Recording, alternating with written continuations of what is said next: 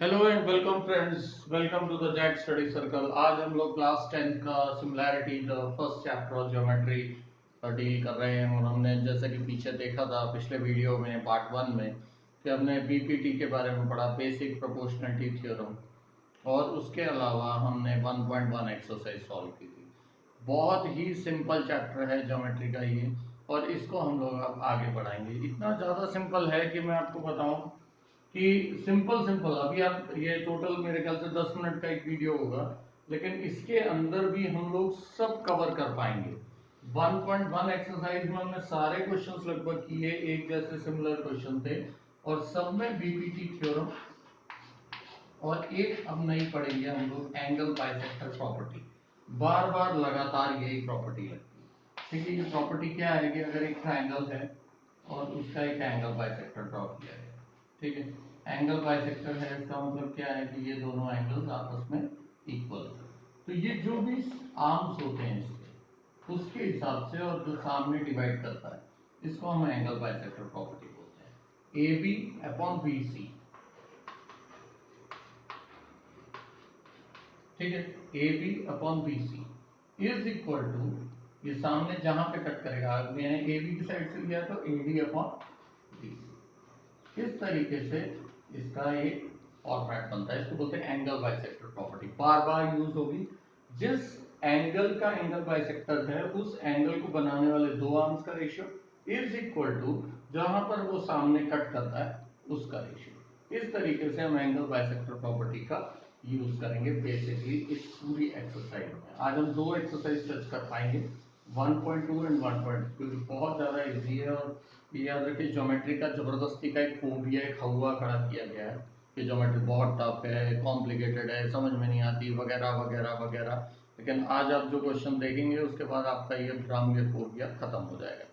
हम लोग इसको ये भी देखें कि इतने ज्यादा इजी क्वेश्चंस हैं कि मैं सोच रहा था वीडियो बनाने से पहले कि पहले कौन से क्वेश्चंस लूं।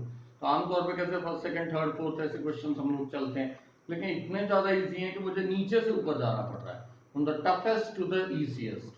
तो टफेस्ट क्वेश्चन कौन सा है? क्वेश्चन नंबर 11, जो सबसे हार्ड माना जाना चाहिए। उसके हिसाब से एक ट्राइंगल है A B C,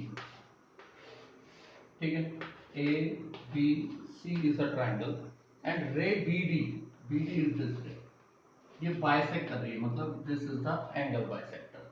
okay, and C E again a ray, यहाँ पे ई का पॉइंट लेता हूँ, सी ई मतलब ये भी दोनों एंगल्स आपस में इक्वल है। And another thing is given is A B is equal to A C, this is also given. Now we have to prove that ED of this line should be parallel to this line, ये हमें prove करना है। तो हमें prove क्या करना है वो तो साइड में रहने दीजिए, जो गिवन है पहले उसको देखें। तो since BB is angle bisector, ये हम लिख सकते हैं। क्योंकि एंगल बाइसेक्टर है तो एंगल बाइसेक्टर प्रॉपर्टी लगेगी, मतलब AB upon BC is equal to AD upon BC। ये समझ में आना चाहिए। AB upon BC is equal to जहां पे वो कट कर रहा है, that is AD upon BC। इसको हम क्या बोलेंगे? Equation 1 by angle bisector property. Again CE is an angle bisector, since CE is angle bisector, अगर ये एंगल बाइसेक्टर है तो AC upon BC is equal to this upon this is equal to सामने वाली साइड किसको cut करेगा? AE upon BE। ठीक है, this is angle bisector number 2। तीसरी चीज हमें ये गिवन है, इसको गिवन में लिख लो। तो फ्रॉम 1 2 एंड 3 देखिए क्या होगा। LHS देखिए, AB अपॉन BC या AC अपॉन BC, मतलब डिनोमिनेटर सेम है और न्यूमरेटर AB और AC पहले से इक्वल। इसका मतलब क्या होगा? LHS इक्वल है। तो क्या लिखेंगे हम? फ्रॉम 1 2 एंड 3 क्या हो जाएगा? AD RHS इक्वल हो जाएंगे, AD upon BC is equal to AE upon BE। और अगर रेशियो इक्वल होता है इसका मतलब क्या हुआ? Sides are parallel, ED is parallel to BC। By converse of BPT. Converse of BPT कब लगाना है? जब आपके पास रेशियो इक्वल हो। When the ratios are equal, just we have to write that lines are parallel, this is known as converse of BPT. अब बताइए मेरे को इसमें क्या करता। ये टफेस्ट क्वेश्चन है इस एक्सरसाइज का, क्योंकि लास्ट में वही दिए रहते हैं। ये लाइन भी है, ये लाइन भी है, एंगल बाइसेक्टर, हमने सिंपल प्रॉपर्टी लगा दी, उसके एलएचएस को इक्वल कर दिया तो आरएचएस अपने आप इक्वल हो गया। इस तरीके के क्वेश्चंस आपको इस चैप्टर के इस एक्सरसाइज के अंदर करना। एक और क्वेश्चन हम लेते हैं, टफेस्ट से ही जा रहे हैं तो इससे पहले वाला क्वेश्चन देखिए, क्वेश्चन नंबर 10। इसका सिर्फ फिगर ही भयानक है, बाकी कुछ नहीं है। हमें फिगर ड्रॉ करे बिना ही आपको इसका बताता हूँ, क्योंकि हिंट टाइप में अगर आप देखेंगे बहुत ज्यादा सिंपल है। क्वेश्चन गिवन है पूरा, आप एक बार पढ़ लीजिए। उसमें सबसे पहली चीज दी है P Q is parallel to DE. उस ट्राइंगल में देखिए पी क्यू अगर पैरेलल है डीई के तो क्या मिलेगा ratio? X P upon D P is equal to X Q upon E Q. इसमें कोई डाउट है? इसको हम बोलते हैं बेसिक प्रोपोर्शनैलिटी थ्योरम। क्यों? Because sides are since ratios parallel lines are parallel, hence ratios are equal. Simple.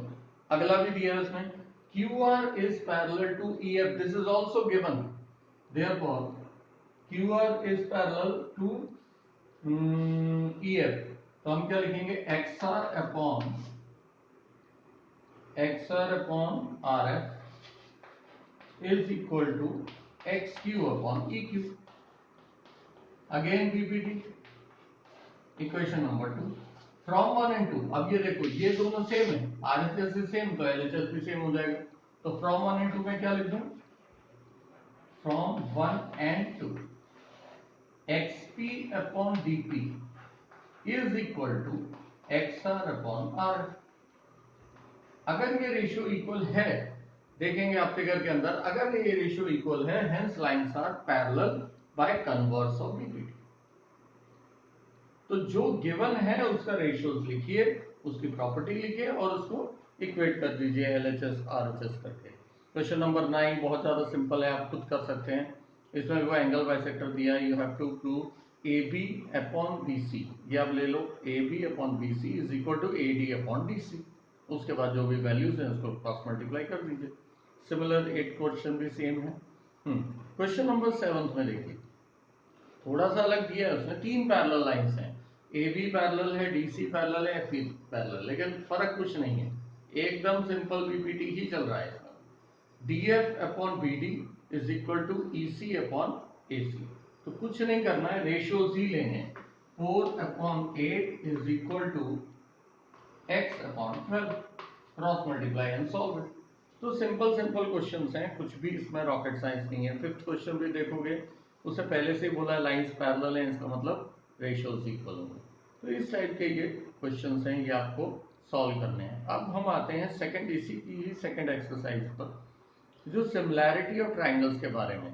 Similarity of triangles का आपको याद रखना है एक ही चीज कि इसमें जो टेस्ट होते हैं वो इंपॉर्टेंट है। एसएएस टेस्ट, एसएसएस टेस्ट, एए टेस्ट, एसएए टेस्ट और हाइपोटेनियस साइड टेस्ट। इन टेस्ट की मदद से हम लोग रेशियोज निकालते हैं। तो टेस्ट को हम एक साइड में लिख लें, जो बहुत ज्यादा यूज होते हैं, ताकि हमें ध्यान में रहे कि किस बेस पर दो ट्राइंगल्स को आपको सिमिलर करना है। दो ट्राइंगल्स को सिमिलर करना मतलब ये होता है, सिमिलर मतलब ही ये होता है कि दिखने में सेम हो, शेप सेम हो, इक्वल ना हो। जैसे ताजमहल है, हम ताजमहल देखने जाते हैं तो ताजमहल के बाहर निकलते हैं, काफी सारी दुकानें होती हैं, छोटे छोटे ताजमहल होते हैं उनके पास, वो हम लोग लेकर आते हैं कि यादगार है भैया हम ताजमहल देख के आए। तो मैं लास्ट टाइम जब पेरिस गया था, तो पेरिस सॉरी कहाँ गया था वो, दिल्ली, आगरा, तो आगरा गया था तो ताजमहल लेकर आया मैंने अपने भैया दोस्तों को भी तो बताना पड़ेगा ना, I went to Switzerland and all. तो वो जब दिखाया मैंने तो उसमें क्या था, उसमें भी वैसे ही मीनार थे जैसे ओरिजिनल ताजमहल में। इसका मतलब कि साइज छोटा कर दिया है, सिर्फ शेप सेम रखी है, उसको हम सिमिलैरिटी कहते हैं। तो वो सिमिलैरिटी में कई बार क्या होता है, दो साइड्स का रेशियो इक्वल होता है और एक एंगल इक्वल होता है, या फिर दोनों ही एंगल इक्वल होते हैं, या फिर एक साइड और दो एंगल्स, साइड प्रोपोर्शनल होगी, एंगल्स इक्वल होते हैं, ठीक है। और कई बार ऐसा भी होता है तीनों साइड्स ही प्रोपोर्शनल हो जाए, या फिर RHS या हाइपोटेनियस साइड टेस्ट इसको बोलते हैं कि हाइपोटेनियस इक्वल हो, साइड इक्वल हो एक कोई सी भी और 90 डिग्री का एंगल। इस तरीके से ये क्वेश्चंस होते हैं। 1.3 में अगर हम देखें, इसमें भी अगेन मैं वही मेथड लगाता हूँ from the toughest to the easiest, क्योंकि बहुत ज़्यादा इजी, हद से ज़्यादा इजी क्वेश्चंस होते हैं इनमें, तो आप ट्राई ज़रूर करें। बिना ट्राई के वैसे भी आपसे ये क्वेश्चन होंगे। क्वेश्चन नंबर 9 देखते हैं, बहुत अच्छा और इंटरेस्टिंग इंपॉर्टेंट क्वेश्चन हो सकता है।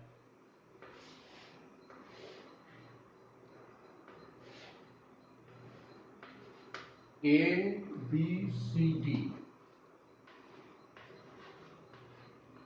ठीक है, ये गिवन है मुझे फिगर में।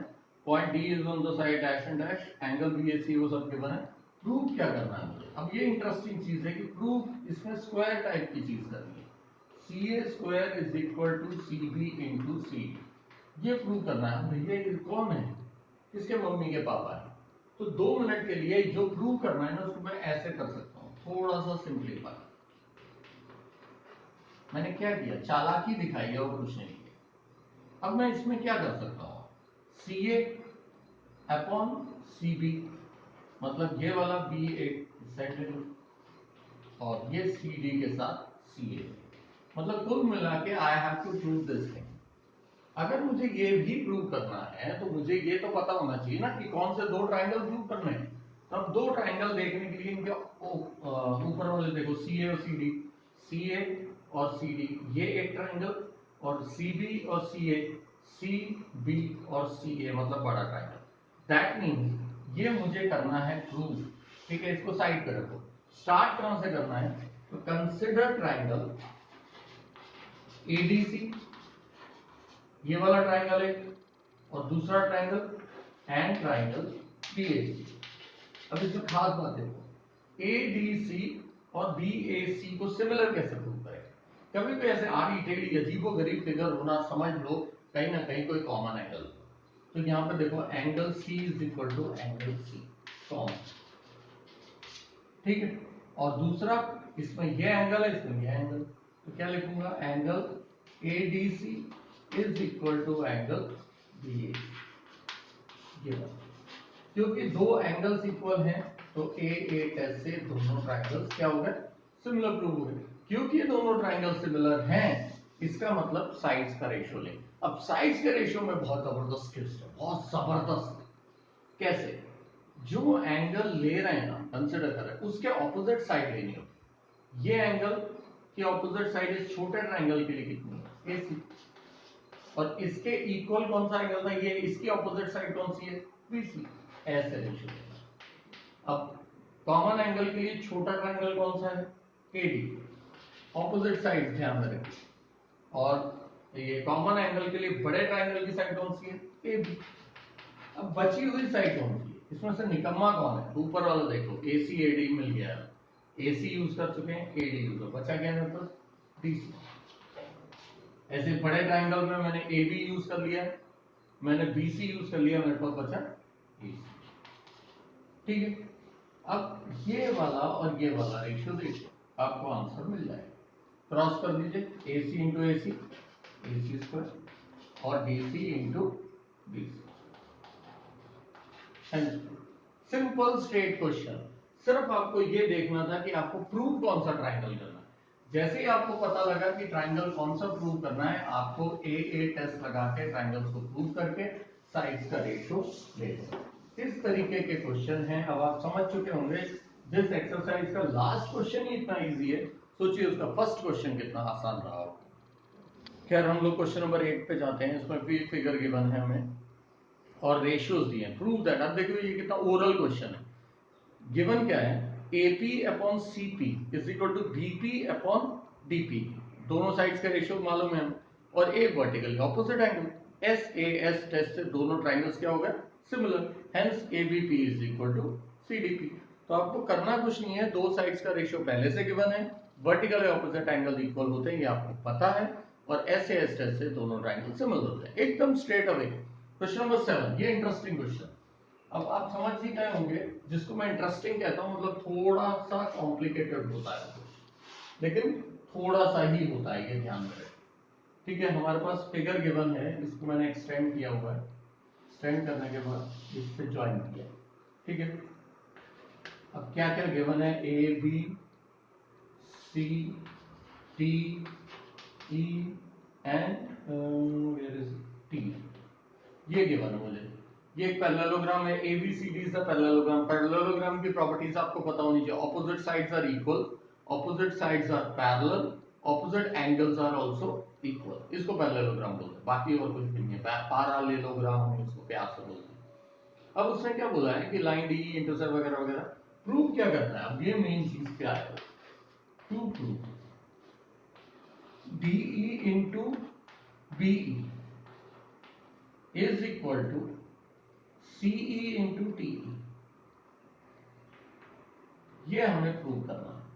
अब देखिए, कभी भी इंटू वगैरह में कोई प्रूफ नहीं होता, हमें रेशियोज लेने होते हैं। इसके रेशियो लें, डीई को अगर मैं एज इट इज छोड़ दूं, उसके नीचे कोई सा भी डाल दूं, मान लो मैंने टीई डाल दिया और वहां पे क्या है, सीई है ऑलरेडी, उसके नीचे बीई को डाल, ठीक है। ये सिर्फ एक रैंडम है, मैंने ट्राई करके देखा, this is all trial and error. ऊपर वाली दोनों साइड को एक ट्राइंगल की होनी चाहिए। अब देखो डीई और सीई, डीई एंड सीई मतलब इस ट्राइंगल की बन रही है, और दूसरा ट्राइंगल कौन सा बन रहा है, टीई और बीई, मतलब ये ट्राइंगल।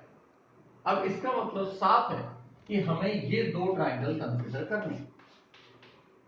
अब प्रॉब्लम ये है कि ये दो ट्राइंगल तो ठीक है, कंसीडर कर लिए मैंने, consider triangle BET and triangle DEC, दो ट्राइंगल कंसीडर कर लिए, कोई प्रॉब्लम नहीं थी। लेकिन प्रूव कैसे करूं, तो यहां पे ध्यान दो, ये वाला एंगल इस एंगल के इक्वल, क्यों, वर्टिकली ऑपोजिट एंगल, और दूसरा एंगल क्योंकि ये लाइन इस लाइन के पैरेलल है, तो ये एंगल्स इस एंगल, बस इतना सा गेम था।